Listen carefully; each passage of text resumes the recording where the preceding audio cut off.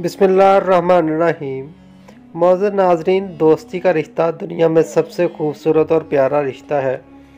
इस रिश्ते की अहमियत इंसान को तभी पता चलती है जब उसके पास सच्चे और प्यारे दोस्त हों।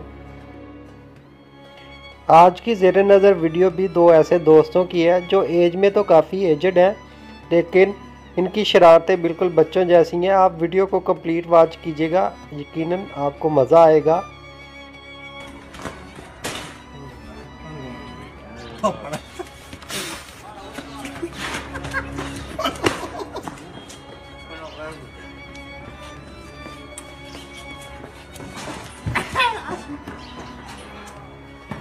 Mako jalan ke Mako ti. Mana lagi itu boleh. Ada jumpa enggak.